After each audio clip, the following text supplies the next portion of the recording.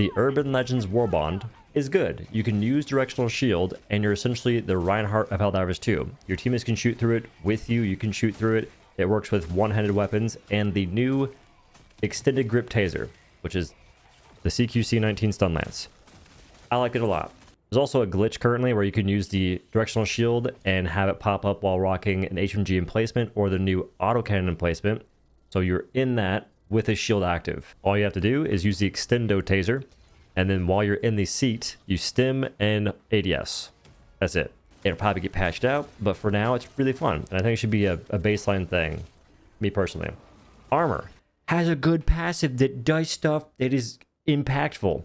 Increase reload speed of primary weapons by 30%. That's a lot. That's good. Increase ammo capacity of primary weapons by 20%. Increasing the amount of magazines you have versus increasing how much ammo you have in your magazines. If it did the latter, it'd be way, way, way, way better. But it's still good. It gets me to swap off medic armor, which is all I'm looking for these days. Is a reason not to crutch the medic armor. And this gives me that reason. Although now against the new Illuminate, I want to rock the taser-proof armor. Arc resistant, because I'd be getting tased to death by the new Harvester.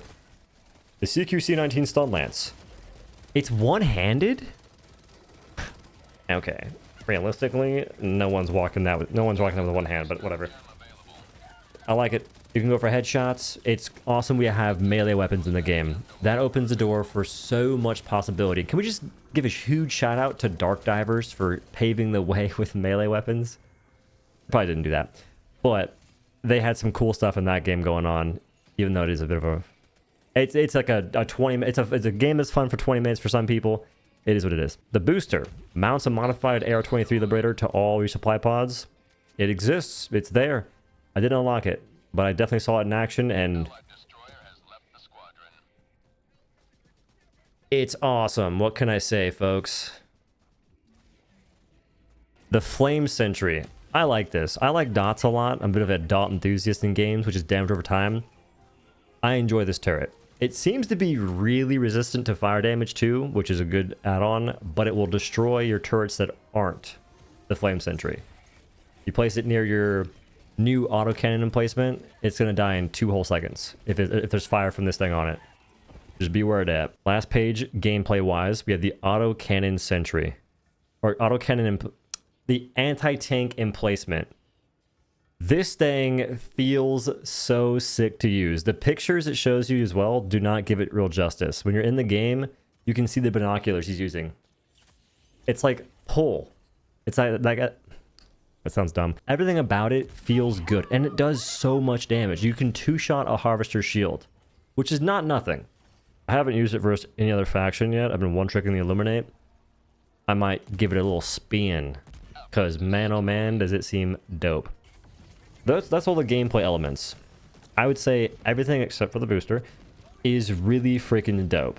And the booster's neat. I never thought about putting a gun on a resupply. So it's something. When we had multiple resupplies, then maybe we could start cooking a little bit. Now cosmetically, the armor is okay. Nothing wows me there. I do like the skins for the drop pod, the vehicle, the exosuit, and the new rover, or the concrete jungle vehicle. What's it for again? Doesn't tell me. Oh, it's the CJV, I guess. I like the skins because I'm a bit of a digital enthusiast, thanks to Call of Duty 4 way back when. Digital camo had a special place in my heart for some reason. And I don't really look at anything else when it comes to Warbonds. This is Democracy, Spartan Kick.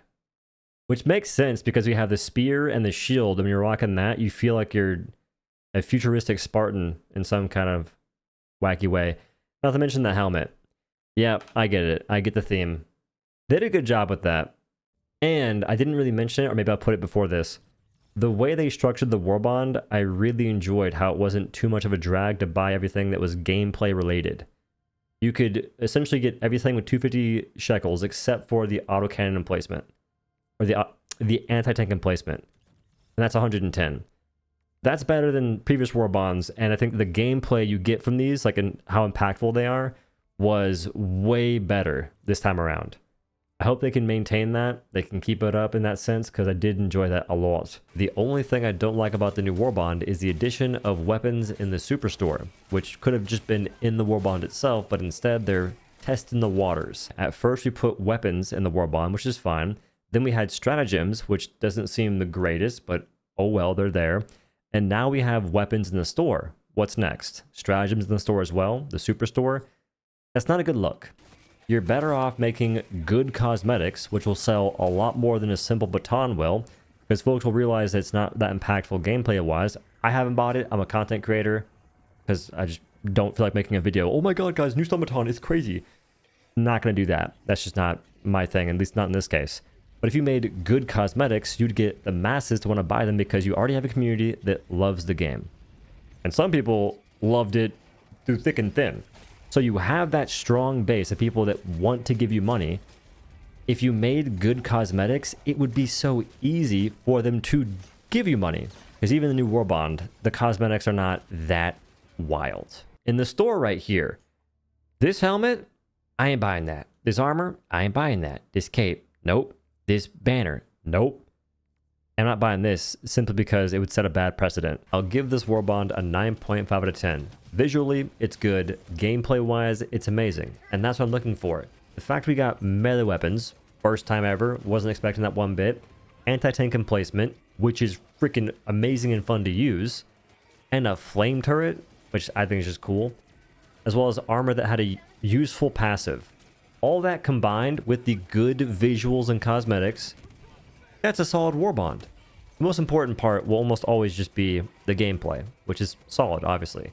It's the first time in a decent bit where we have a Warbond that dropped and people don't have to sit there defending every little bit of it. Because most people aren't attacking it. Most people don't have a problem with it, since it's actual fun content.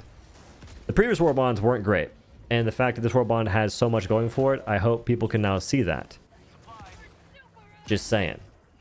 This raised the bar. We should keep the bar high, though. If we don't, well, we won't get bangers like this in the future. Now, that's not saying that every Warbond has to be this crazy with all this, like this many stratagems that are new in this sense. But just, keep the bar high-ish. Anyway, that's the video. Thanks for watching. Have a good day. Laters. Listen. The more I think about it, the more I don't like the armor passive, simply because they took ammo away from us.